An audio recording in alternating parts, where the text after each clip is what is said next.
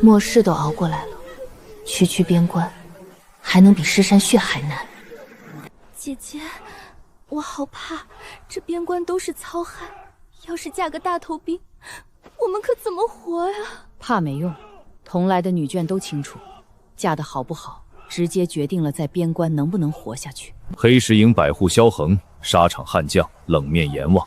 传闻他克妻命硬，前2任妻子都没熬过3个月，是所有女眷避之不及的人选。那就是萧百户，看着也太凶了，白给我都不嫁，去了早晚没命。不用挑了，我嫁他，萧贤萧百户。我不需要媳妇。所有人都没想到，这个看起来最瘦弱的罪臣嫡女，竟选了所有人都不敢碰的活阎王。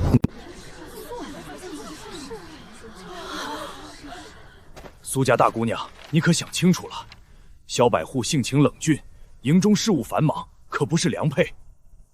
我想清楚了，就他。姐姐，你疯了！嫁给他会死的！你快跟官爷说你改主意了。连一向柔弱的庶妹都急了，旁人只当她是疯了，却没人知道她选的不是夫君，是乱世里最稳的靠山。我的事轮不到你做主。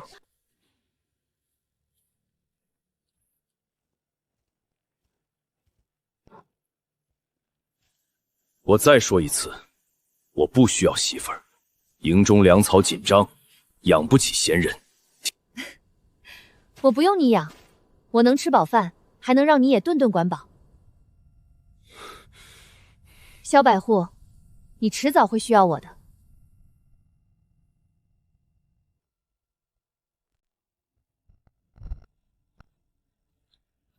唉，你看，萧百户也不愿意。姑娘，你还是再挑挑吧。萧百户，敢不敢跟我打个赌？赌什么？就赌3天，我给你做3顿饭。要是你觉得不好，立刻做人，绝不多纠缠。他抛出的赌注，在这粮荒遍地的边关，比任何金银都诱人。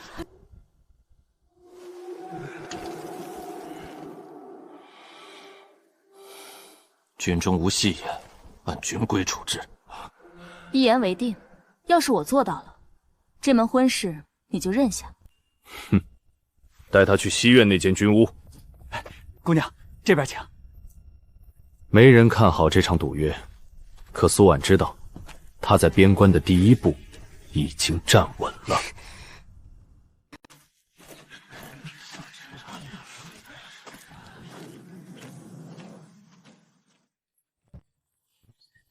姑娘，这儿就是百户的住处。百户常年在营里，很少回来住。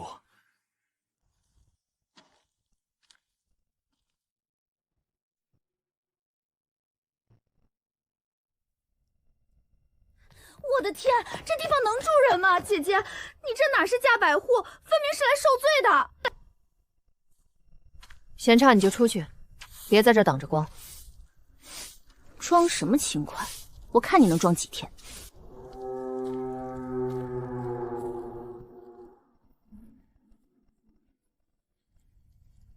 你收拾的？不然呢？总不能住垃圾堆里。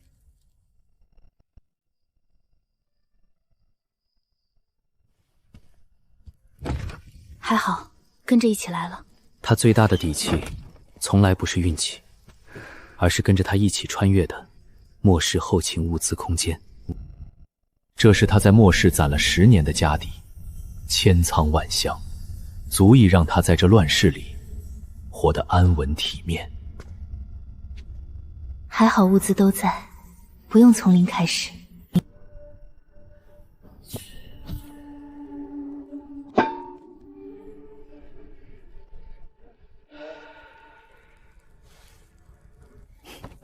先拿出这些，够做2顿好饭了。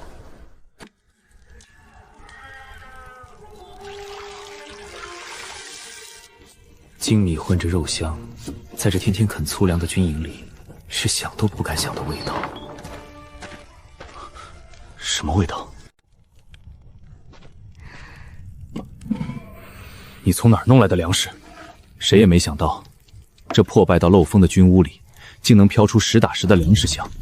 刚巡营归来的萧皇，只当自己出了幻觉。发配边关的罪臣之女凭空拿出细粮馒头，换谁都会心生疑虑。可苏婉半点不慌，她早想好了万全说辞。出嫁前母亲偷偷塞的干粮，省着吃，还能撑些日子。营里有规矩，私存粮草是重罪。我是你明媒正娶的媳妇，我的粮食就是你的，吃不吃随你。黑石营的冷面阎王啃了半年掺沙的军粮，早忘了细粮馒头是什么滋味。这一口暄软，竟让他冷了多年的心漏了一丝缝。以后不用这么省，吃饱了才有力气打仗。小百户要是过意不去，日后护着我点就行。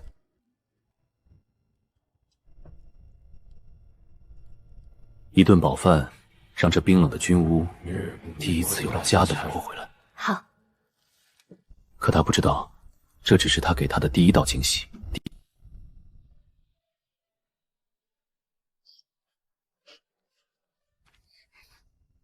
姐姐，我听说你嫁过来这边条件苦，特意过来看看你。有事直说。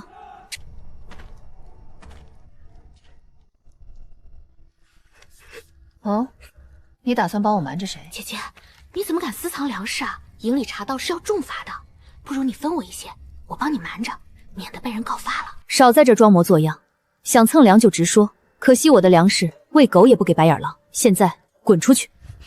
苏婉，你等着别不识好歹！末世摸爬滚打出来的人哪会惯着白莲花的把戏？苏婉一句话戳穿假面，半点情面都不留。冷面阎王一出场，跳梁小丑瞬间原形毕露，仿佛屋内的光线都原形毕喻。我的媳妇儿，轮不到你指手画脚，滚！还带了猎物，而萧恒带回来的猎物，更是给了苏婉一个不小的惊喜。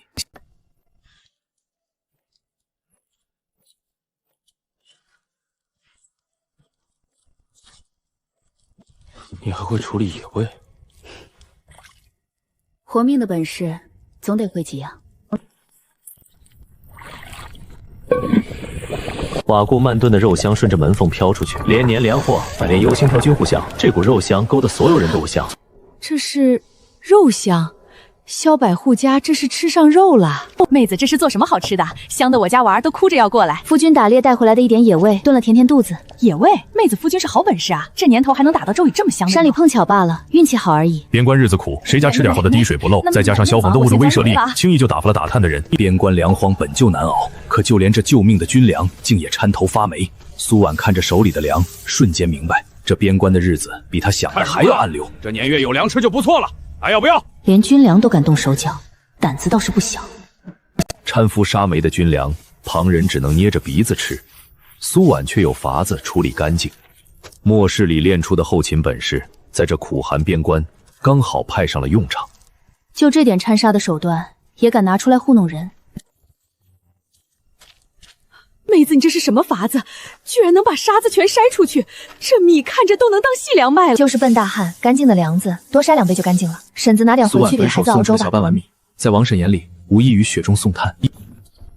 好啊，大胆罪妇，竟敢私改军粮，偷运细粮！我看你是活腻歪了。我怎么私改军粮了？好事不出门，坏事传千里。干净粮食的消息刚传出去，粮仓的管事就找上门来，摆明了是要找茬立威。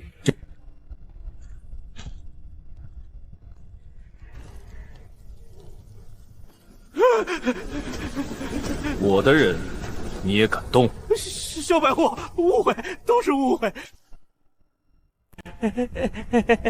再敢来他这里找茬，后果你担不起。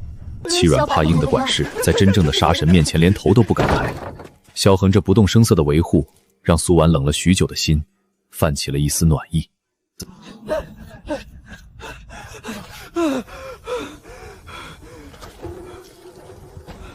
百户，不好了！校场那边有兄弟操练的时候直接饿晕过去了。带我过去看看。这可怎么办啊？都晕了快半个时钟了。围着的士兵都慌了手脚，唯有苏婉镇定自若。末世里摸爬出来的急救本事，在这时派上了用场。别围这么紧，散开点通风。没事，就是饿的。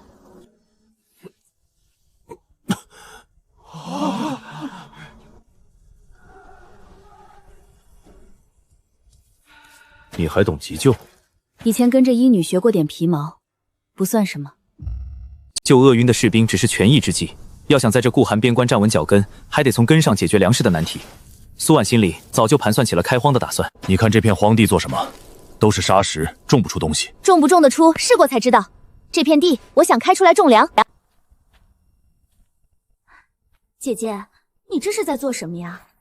这荒坡全是沙子，难道你还想种地不成？咱们都是罪臣之女，能有口饭吃就不错了，别异想天开惹笑话了。我的媳妇儿做什么，轮不到你治罪。总比有些人天天想着攀高枝靠男人吃饭强。有这闲工夫，不如回去烧烧你那袋掺沙的军粮。没人知道，苏婉拿出来的是末世里培育的高产良种，家传的老种子，说不定真能在这荒地里这么种出宝呢。这一把不起眼的种子，即将在这片古寒的边关荒地种出震惊所有人的奇迹。天刚蒙蒙亮，苏婉就扛着铁铲上了荒坡。土是赢了出东西来。边关的土地硬得像石头，可他偏要在这沙石地里种出属于自己的活路。嘴上从不说软话的萧恒，行动却永远比语言更诚实。那就辛苦萧百户了。你摆着，我来。看着媳妇儿独自忙活，这位冷面百户二话不说就成了他最得力的帮手。总有人见不得别人好，冷嘲热讽，张口就来。可他忘了，这地里干活的男人是黑石营杀人不眨眼的活阎王。这不是对付萧百户吗？居然沙石地能种出粮，做梦呢吧！滚！一粒粒饱满的粮种埋进了边关的黄土里，没人知道这不起眼的几分荒地，日后会结出怎样惊人的硕果。等过些日子就能出苗了。好，我等着。又会怎样震惊整个黑石营？出苗了，果然没白费功夫。种下才3日，粮种就冒出了嫩芽。在这连野草都长不旺的沙石荒坡，这几抹嫩青比黄金还要珍贵。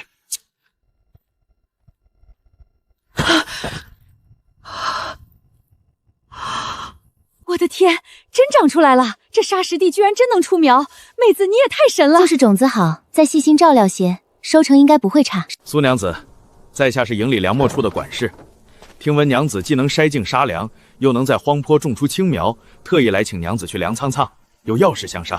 荒坡出苗的消息传得飞快，连军营没摸出找茬，而是来求人。苏娘子，你看这粮还有法子救吗？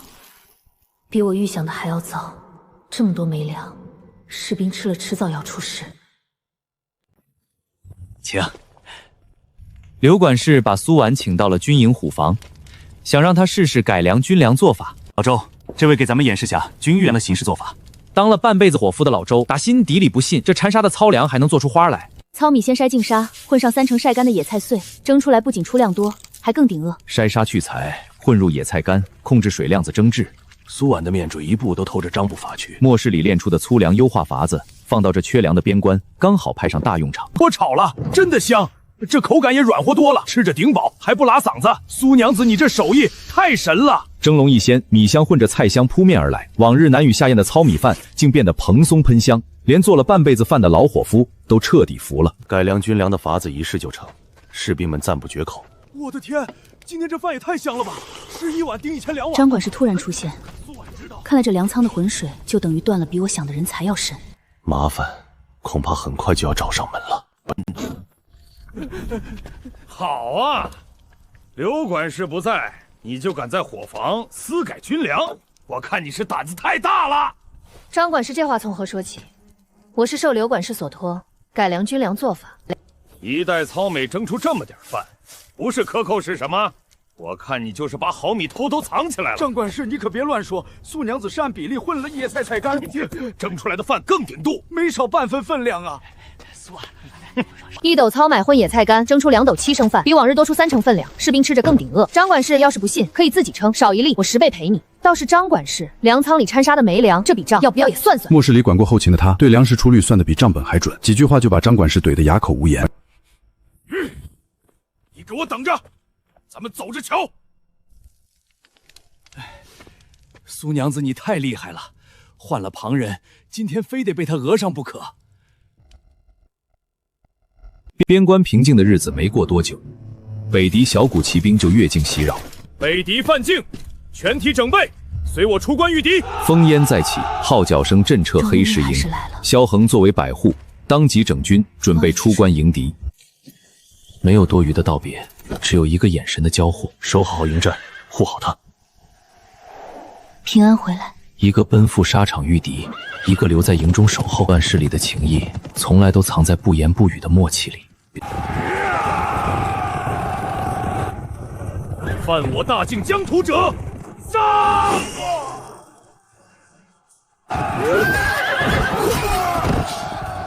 是黑石营的萧阎王，快撤！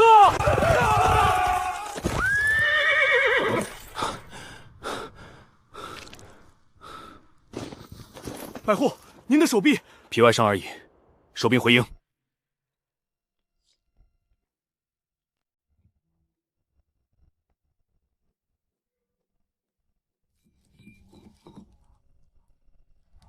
戈壁风沙，刀剑无眼，这药多备些，总能少受些皮肉苦楚。这点粮草伤药，虽杯水车薪，至少能护住萧恒和麾下士兵。止血药范例微薄。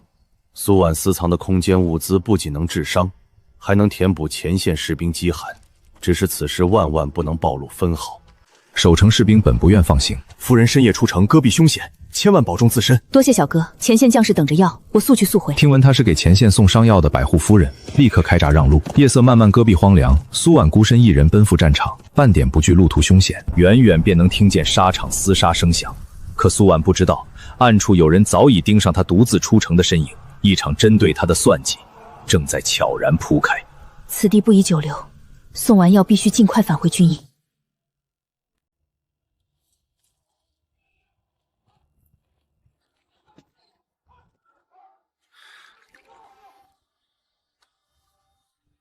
那女子倒是比营中一众将士细心。百户大人，苏夫人携带伤药前来探望。听闻前线厮杀凶险，我备了止血金疮药，特意送来。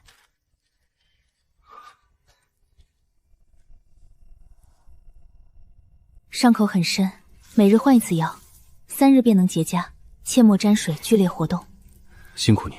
萧恒才看清苏婉细腻柔和的眉眼，指尖触碰的温热触感，让常年孤身沙场不近女色的他心底生出从未有过的悸动。前线粮草不足，这些干粮你留着分给受伤士兵。你从何处得来这般多存粮？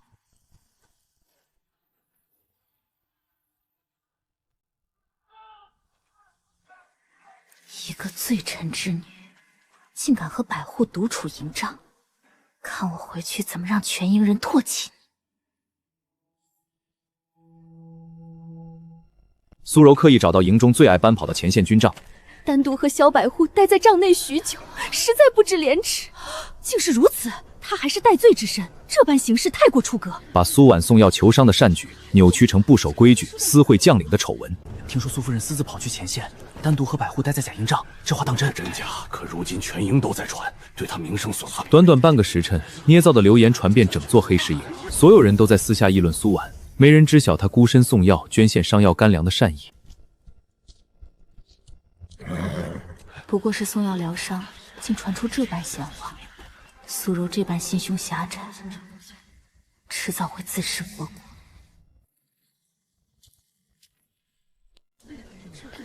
诸位姐姐，那苏婉孤身闯前线营帐，与萧百户独处，这般不知规矩，日后岂不是要乱了军营风气？罪臣之女本就品行堪勾，做出这种事也不足为奇。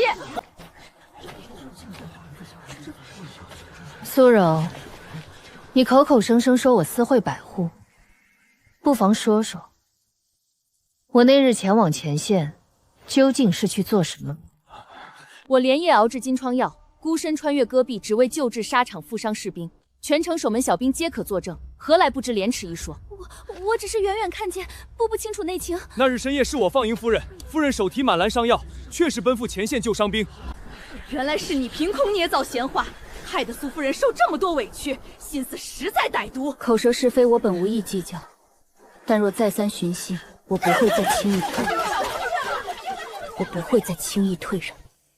昨日当众造谣被戳穿，颜面尽失的苏柔并未悔改，反倒心生歪念。她精心梳妆，备好贴身物件，守在萧恒必经之路，打算借送礼示弱，引诱萧恒离间他与苏婉。小百户素来心软，我这般温柔懂事，定能比那冷漠粗鄙的苏婉更得他青睐。昨日是我失了分寸，乱传闲话，心中愧疚万分，亲手腌了小菜，缝了户外，还望百户收下，聊表我一片关心。不必，军中自有配给，我的伤自有内人照料，你不必费心。苏安整日只顾着囤积粮草，何曾这般惦记过您的伤势？我日夜牵挂，您为何半点不肯领情？内人连夜熬药奔赴前线送伤药，此事全营皆知，你不必在此搬弄是非，速速让开。好一个苏婉，处处与我作对，小百户的心我一定要抢过来。一番刻意引诱，只换来萧恒冷漠回绝。苏柔心中爱慕尽数转为滔天恨意，她将所有不顺都归罪于苏婉，暗暗下定决心，一定要除掉苏婉，夺回自己想要的一切。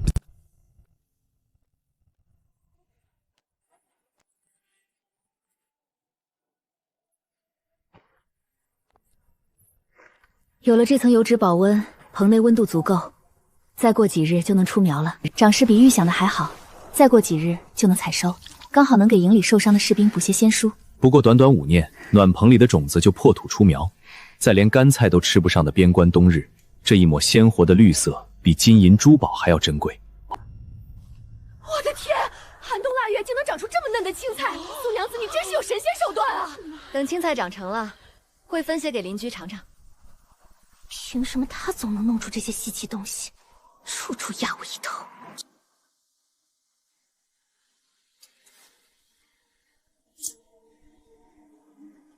今晚我就划烂你的破棚子，看你这些青菜还怎么活，看你还怎么出风头。米面足够过冬，边关寒冬，粮草短缺，苏婉只能趁着深夜四下无人，悄悄取出空间里囤积的物资清点。这些来历不明的存粮，若是被旁人看见，定会被扣上私藏军粮的重罪。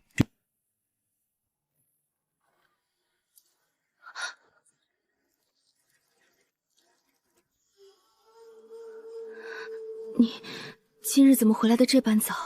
巡营无事，提早回屋歇息。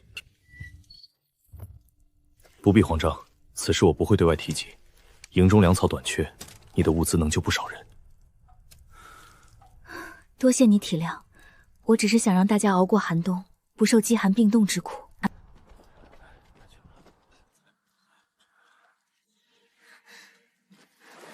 私藏这么多粮草，分明是私吞军资。明日我就去找参章告发你。听说嫂子这儿藏着不少好东西，哥几个天生等得让，借点青菜米面解解渴。军营重地，私闯军属宅院，你们可知是什么罪名？给脸不要脸！给脸不要脸是吧？你一个罪奴之身，抢你东西是给你面子。擅闯宅院抢夺军属物资，按军法当杖责20，仗着身份动一下试试。可莫是里摸爬滚打出来的苏婉，哪里会怕这2个欺软怕硬的货色？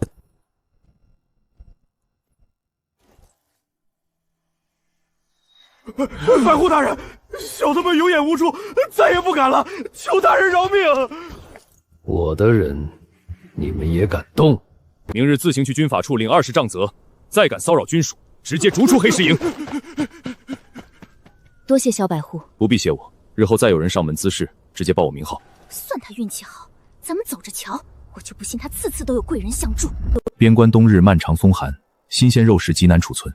苏婉趁着连日晴好，取出空间里的鲜肉与秘制调料，打算制作一批耐存的风干肉，补足过冬的粮草储备。这批肉风干后能存3个月，除了自家吃，还能分些给营里的伤兵补身子。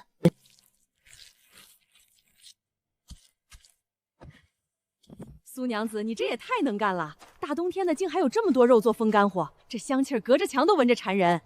就是攒了点零碎肉，做好了给大嫂送2块尝尝鲜。满架风干肉在冬阳下晾晒，浓郁的肉香飘了半座黑石营。士兵们交口称赞，可一直记恨苏婉的火管事却把这当成了他私吞军粮的把柄，暗中盘算着发难。辛苦你了，有这些储备，冬日巡营的士兵也能少受些冻饿之苦。边关苦寒，多存些粮草，心里总能踏实些。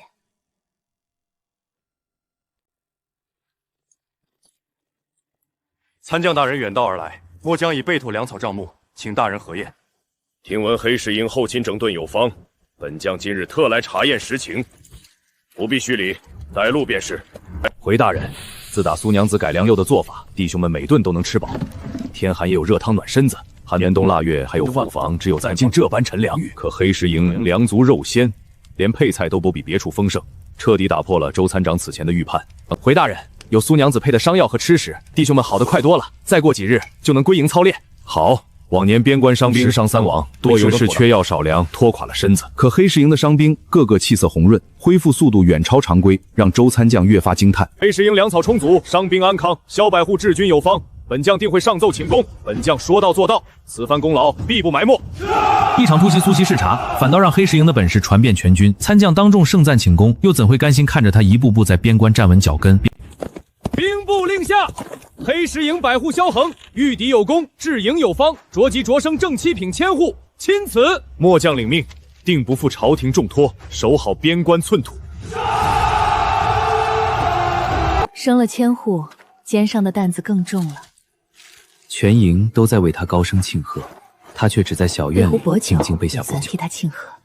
他从不在意官职高低，只盼他手边平安，事事顺遂。恭喜姐姐了，萧大哥如今成了千户大人，身份尊贵。姐姐这罪臣之女的身份，怕是要拖累他呀。夫妻一体，荣辱与共，就不劳妹妹费心了。妹妹若只是来说这些，便请回吧。我的妻子何时轮得到你评头论足？再敢多言，休怪我军法处置。是我失言，千户大人恕罪，我这就告辞。别往心里去，有我在，没人能欺负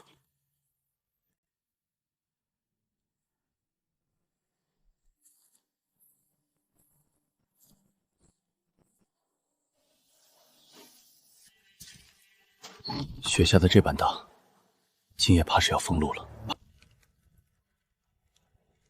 快过来暖暖手，雪天寒气重，别冻坏了伤口。我温了姜茶，喝一碗去寒。劳你费心了，这般大雪，你竟还没歇息。这些日子营里粮草、伤药都多亏了你，我谢你。屋外大雪封门，屋内暖意融融。二人对坐着闲话家常，没有刻意的讨好，没有受身份的隔，只有乱世里难得的安稳。眼神相中的瞬间，心跳都漏了半拍。夜深了，雪还没停。明日再巡营也不迟，早些歇息吧。初雪夜漫长又安静。好，你也早些歇着。乱世里天情意从不说出口，都藏在暖炉热茶里，藏在每一次对视的温柔里。连日暴雪封死了关外粮道，营中粮草日渐减缺，整座黑石营都笼罩在恐慌里。你们不觉得蹊跷吗？那苏婉没来之前，边关哪有这么多祸事？看他就是个不祥人，自带杀气。苏柔抓住人心惶惶的时机，暗中散播苏婉是灾星转世的谣言，将天灾战事全归罪到他头上。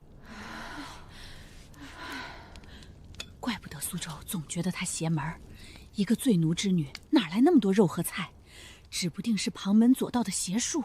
快别说了，小心被他听见，再给咱们招来灾祸。此时的苏婉还守着暖棚打理青菜，想着雪天给营里添些鲜酥。这茬青菜好能收了，分天路不好去，也能让大家多口热乎凉黄。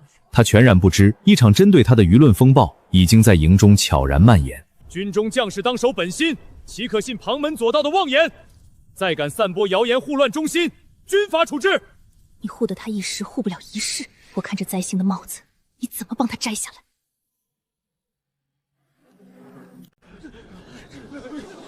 大家快看，果然是他招来的灾祸！好好的怎么会雪崩？分明是这不祥人触怒了上天，连累咱们一起遭殃！真的太邪门了！他来之后就没消停过，不会真是灾星吧？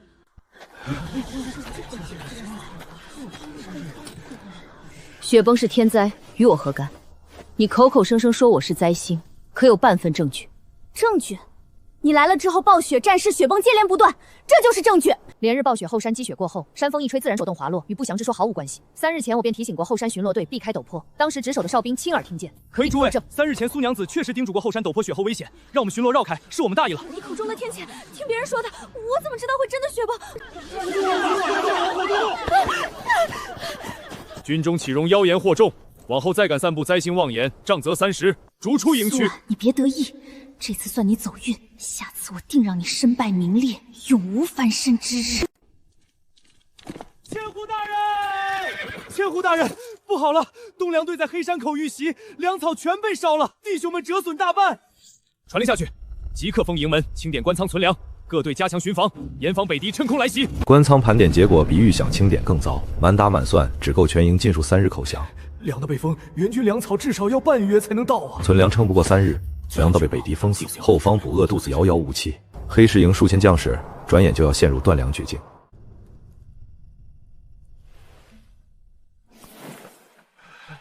粮草是军心之本，绝不能断。就算担些风险，也得先把这关过去。一直记恨苏婉的伙子管事张福敏锐地嗅到了构陷的机会，他打算借着粮草被劫的由头，把私吞军粮的罪名扣在苏婉头上。管事高明，到时候人赃并获，就算调买官粮，就算千户大人想护也护不住。新账一起算，一张针对苏婉的构陷大网已经悄然张开。不必声张，边关要紧，先让弟兄们吃饱饭，守好城池再说。苏娘子大恩，这可是救命的粮草啊！全营将士都得念您的好。大人英明，那女人藏得极深，定要细细搜查，绝不能让她蒙混过关。岂有此理！军粮之事岂能儿戏？即刻带人搜查，人赃并获者，按军法处置。奉命搜查私藏军粮，请苏娘子配合。官差公事公办，我自然配合。只是不知是谁恶意污蔑，想置我于死地。叨扰苏娘子了，我等奉命行事，多有得罪，告辞。一不做二不休，咱们把官粮埋进他院里，明日当中挖出来，我看他这次怎么抵赖。苏娘子好计谋，到时候人赃并获，就算千户大人来了，也救不了他的命。邹长福与苏柔一派人集合，打算连夜埋赃栽赃，要将苏婉彻底钉死在私吞军粮的死罪上。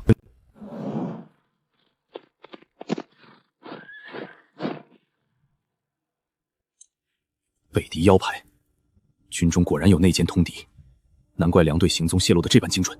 大人小心，有埋伏！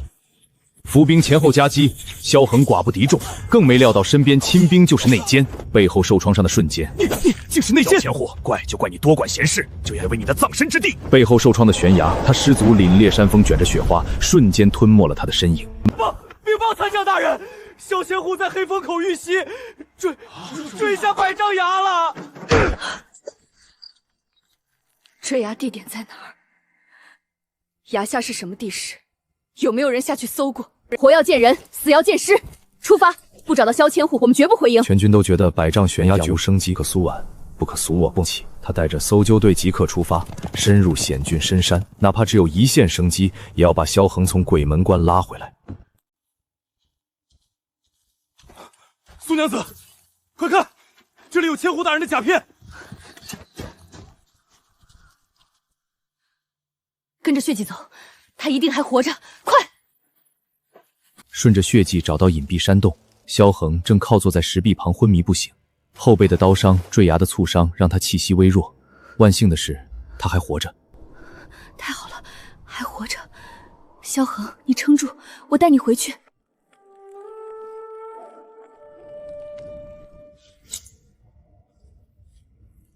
伤口太深了，亏你能撑到现在。放心，有我在，不会让你有事的。苏婉，别怕，我没事。等我回去。萧恒，重伤昏迷1天1夜，萧恒终于苏醒，睁眼就看见守在身边的苏婉，常年征战磨出来的冷硬心肠，在这山洞篝火旁一点点软了下来。你守了我多久？没多久，你命硬，醒得比我预想的早。苏婉，从前是我迟钝，往后有我在，定护你周全，不让任何人欺辱你。好，我信你。找到了，萧恒命还真大，坠崖都没死。今日就送你们一起上路。别乱动，有人来了。躲在我身后，有我在，伤不到你。我不躲，要走一起走，要战一起战。两队行踪精准泄露，军中必有内奸，即日起全营排查，但凡接触过粮务哨查房的人，一个都不能放过。萧恒平安归营，瞬间稳住了浮动的军心。他没有先第一时间下令彻查两队遇袭案，顺着亲兵叛别的线索顺藤摸瓜，一张隐藏在军营里的通敌大网即将被彻底撕开。从叛变亲兵的住处搜出了通敌的金锭与密信，证据确凿。顺着这条线索往下查，孔苗粉、福初部相见面，伙夫兵都是张福的名字。很快粮仓后巷的密探，带人去粮仓围住张福住处，即刻捉拿，一个都不许放跑。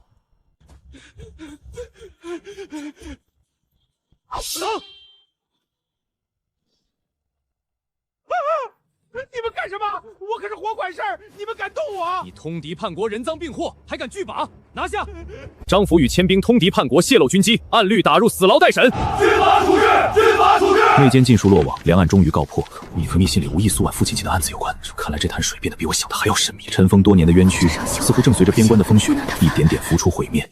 苏内奸通敌的密信里，无意牵扯出了苏家的陈年旧案。你父亲当年的案子，从密信线索来看，恐怕不是定论，是被人构陷的。我就知道，我爹一生清正，绝不会贪墨军粮。疑点重重，多半是遭人构陷。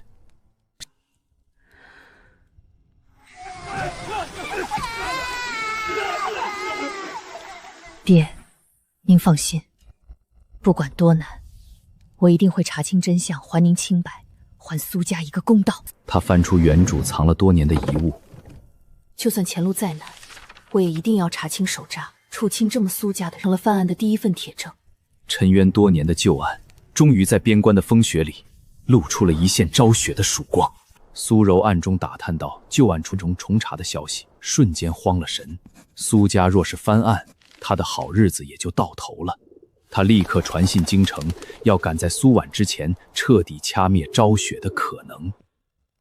奉天承运皇帝诏曰：黑石营千户萧恒治军有功，着升五品游一将军，即刻回京赴禁军镇职，钦此。臣领旨谢恩。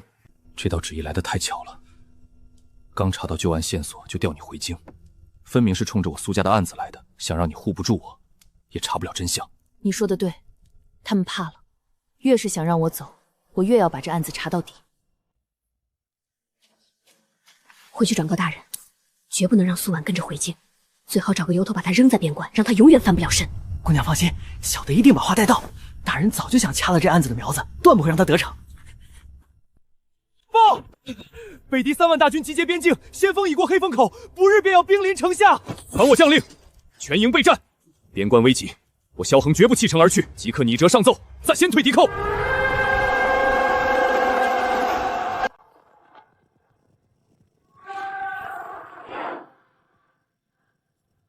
大人，北敌先锋已抵3里外，各部守军全部登城，守城器械已就位。传我将令，死守城池，人在城在，半步不退。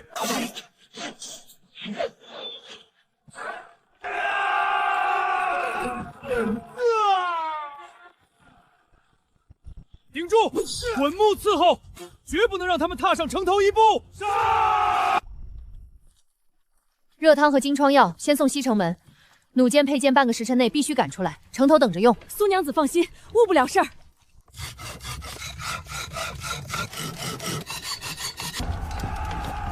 今日只是先锋试探，明日才是硬仗，辛苦你了，后方全靠你撑着。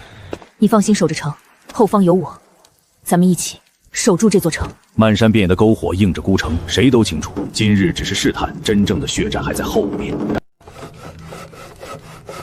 弩机卡槽再卡紧半分，连发时才不会卡壳。滚油桶封好口，全部运上城头备用。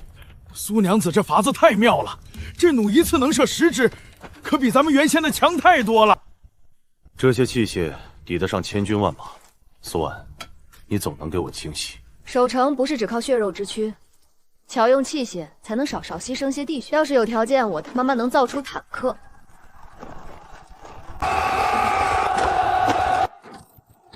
好，太厉害了，弟兄们顶住！怎么回事？黑石营哪来的这么厉害的守城器械？撤！先撤！苏娘子厉害，萧千户！全军上下士气大振，可惨败的北敌绝不会善罢甘休，更凶的邪怒的攻势还在后面。一群废物！传令下去，没有人进攻城陲，悄悄云破此城，提头来见。他们不会就这么算了，明明日怕是要动真格的了。北狄祭出巨型攻城锤，猛砸防线，厚重的城门摇摇欲坠，城破只在旦夕之间。大人，城门要撑不住了，再撞2下就要破了。萧恒集结死士，开城门，要亲率死士出城反杀，击碎敌军的攻城锋芒。城门大开，萧恒亲率死士反杀出城，沙场百战磨出的冷面将军，此刻如猛虎下山，一夫当关，万夫莫开。南蛮小儿，找死！如入无人传，却可以经捉东蒋旧功，未了如言。只一合便阵斩敌军先锋大将。左翼弩兵齐射，火油准备，封死他们的退路。得令，放箭！萧恒。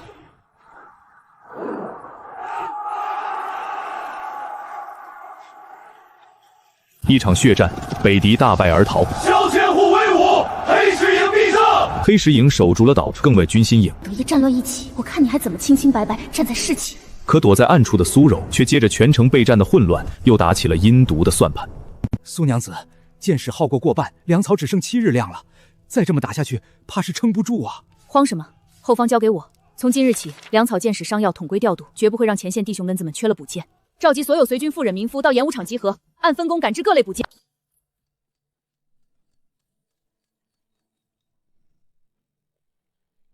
造舰组先赶制破甲舰，优先送西城门。热汤每2刻钟送1批，必须让弟兄们喝上热的。放心吧，苏娘子，误不了事儿。热汤汤来了，新舰也送到了。苏娘子真是咱们的定心丸，有她在，咱们守多久都不怕。多亏了苏娘子，不然别说打仗，连口热汤都喝不上。有他在，后方无忧。半夜放火烧了东粮仓，就说是他调度失职失了火。我看他这次还怎么保住命？姑娘放心，小的一定办得干净利索。出了这毒计，他想趁夜烧毁粮仓，失之之罪在苏婉头上。可他不知道，苏婉早有防备，一张大网已经悄悄绑开，等着他自投罗网。苏婉早料到有人会打粮仓的主意，大胆狂徒，竟敢纵火焚粮，拿下！说是谁派你来的？敢动军粮，你该知道是什么罪名。提前布下伏兵，纵火的内奸刚一动手就被当场擒住，人赃并获，背后的主谋也渐渐浮出水面。大人，敌军撤了，北狄大营空了。为平半月，北狄粮草耗尽，死伤惨重，已全线撤军30里。传令北军损兵兵折将，却寸步难进，终因粮草不支，北夜已退。这场惊心动魄的守城血战终以大捷告终。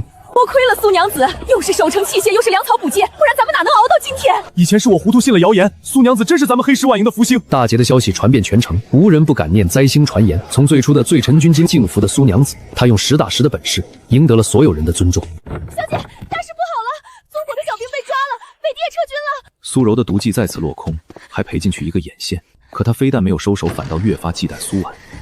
而随着守城大捷、尘埃旧案的风波，也即将随着京中的动静再次翻涌起来。守城能歇大捷，边关暂得安宁。庆功夜的小院没有喧嚣，只有温酒一盏，总算庆功酒，清辉满地。苏婉静静等着归家的人，乱世里的安稳，莫过于此。苏婉，我萧恒半生戎马，从前不懂情义，往后余生我护你周全，陪你翻案，岁岁年年绝不相负。沙场铁血的将军，不懂什么甜言蜜语，一只亲手打磨的木簪，一句护你一世的承诺，便是他能给着最初的最郑重的心意。好，萧恒，我信你。往后风雨，我们一起扛。从出狱时的各怀心思，到绝境里的生死与共，两颗心终于在边关的月色下紧紧靠在一起。没有盛大的仪式，只有执守一生的约定。将军，京中暗线传来的急报，京中传来消息，当年经守两岸的酷吏找到了。苏婉，你父亲的冤屈很快就能昭雪了。太好了，爹，您再等等，女儿很快就能还您清白了。旧案证人即将抵达边关，苏柔狗急跳墙想出毒计，等他来了，就把赃物栽到他身上。通敌是灭族大罪，我看他这次怎么翻身。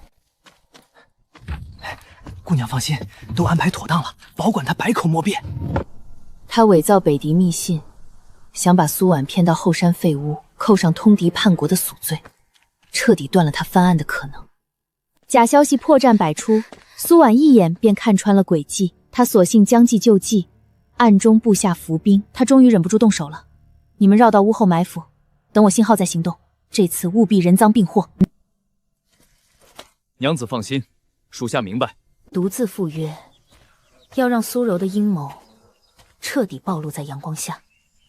苏柔带着人准时闯进来，握着赃物得意忘形，以为当场拿住了苏婉的死罪。苏婉，你好大的胆子，竟敢私通北狄！如今人赃并获，我看你还有什么话好说？他却没注意，苏婉眼底没有半分惧色，只有看跳梁小手的嘲讽。说完了，就凭一封伪造的信，也想定我的罪？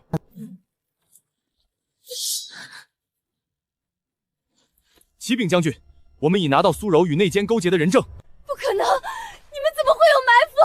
我不信！苏柔，你勾结内奸，栽陷忠良，人证物证俱在，拿下！机关算尽，反误了青青性命。苏柔精心设下的圈套，反倒成了自己的落网之局。通敌栽赃的罪名扣回自己头上，他再也没有兴风作浪的本钱。机关算尽终成空，苏柔栽赃通敌的阴谋彻底败露，数罪并罚，被逐出黑石营，发往苦役营。苏柔勾结内奸，栽陷忠良，祸乱军心，数罪并罚，即刻逐出营取，发往苦役营服役，永世不得踏入黑石营半步。我不服！我是苏家庶女，往日里搬弄是非的白莲花，终究落了个自食恶果下场。从攀附蹭粮到造谣构陷，苏柔机关算尽，最终落得个发配苦役的下场。苏婉，你别得意，我不会就这么算了的，我迟早要你好看！老实点，再敢聒噪，打断你的腿！他彻底出局，再也没法挡在苏婉犯案的路上。京中赶来的老酷吏带来了关键物证。当年被藏匿的真实粮账底单。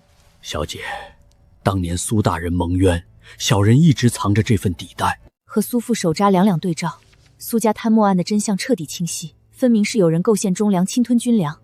多谢老伯，有了这份账册，我爹的冤屈终于能昭雪了。人证物证俱全，苏家旧案的证据链彻底闭环。再过几日钦差便到，届时我陪你一同递状，定能为岳父大人沉冤昭雪。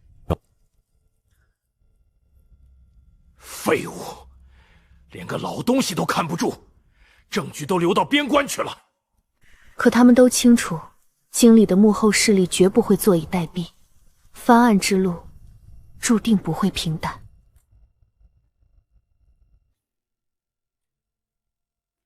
人证物证齐聚，萧恒连夜梳理线索。当年构陷苏家的完整链条逐渐浮出水面，从边关粮务到朝中户部，一张贪墨构陷的大网，终于露出了最核心的支柱。从内奸共供到粮账底单，前后对应得上。当年的军粮贪墨案，是朝中有人监守自盗，再栽赃给你父亲顶罪。户部侍郎李松，当年就是他全主办此案，我爹的奏折也全是被他扣下的。老酷吏的证词补全了最后一块领土。当年父亲为何骤然获罪，证据为何天衣无缝，所有的疑问都有了答案。苏家的冤屈从来都不是意外，而是一场精心策划的构陷。当年苏大人查到亏空，还没来得及上奏，李松的人就先动了手，改了账票，塞了赃银，硬生生把黑锅扣在了大人头上。老伯，多谢你肯站出来，这份恩情苏家没齿难忘。父亲留下的手札里还藏着最关键的物证，半枚被篡改过的粮库官印。这枚残印就是当年有人私改官印伪造账目的铁证，足以推翻当年的所有定论。爹，您早就把证据留下来了，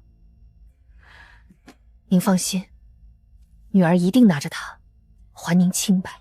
证据越全，阻力便越大。李松这手伸的也太长了，这案子怕是不好翻啊。京中李松一党已经开始行动。京中的李松一党察觉到了危机，暗中施压要压下旧案。他想压，偏不让他压。钦差将至，证据齐全，这案翻定了。翻案之路走到这里，已经不是苏家一家的恩怨，更是边关与朝堂势力的正面颇锋。京中的施压接踵而至，周参将夹在朝堂势力中间，左右为难。萧恒啊，不是本将不帮你，经理李党特意传了话，苏家旧案不准再提，硬翻是要引火烧身的。参将放心，所有干系萧恒一力承担，绝连累黑石营半分。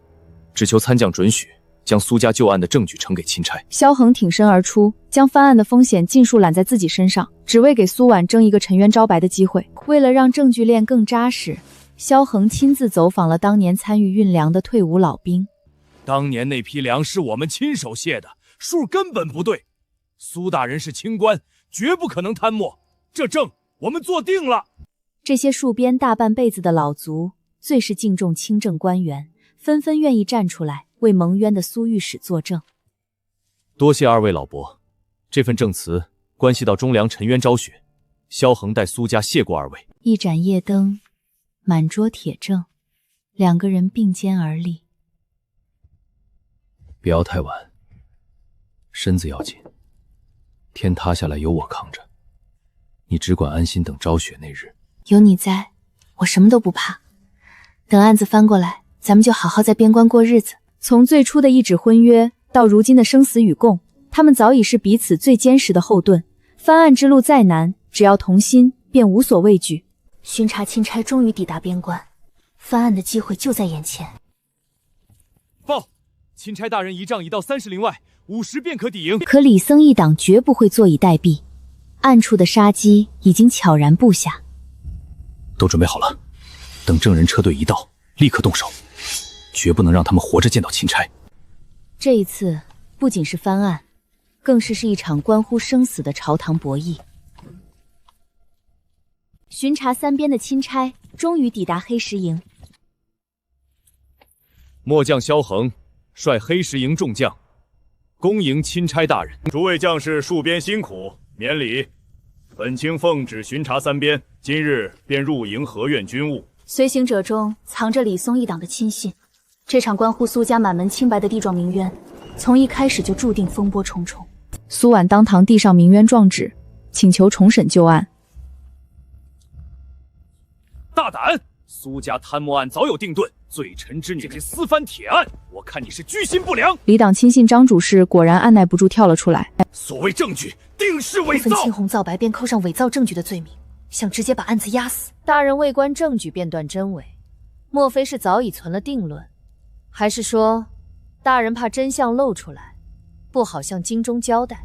萧恒挺身而出，将所有铁证一一呈上。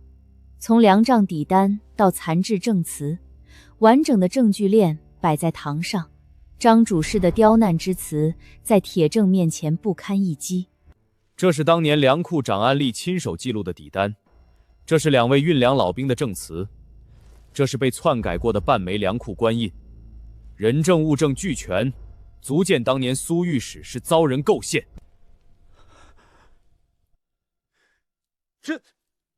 这也说明不了什么。陈年旧案，岂能凭几样东西就翻案？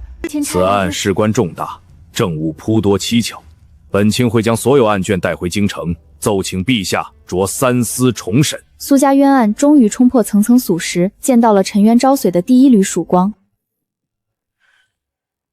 可谁都清楚，京中的李党绝不会善罢甘休，真正的较量还在后面。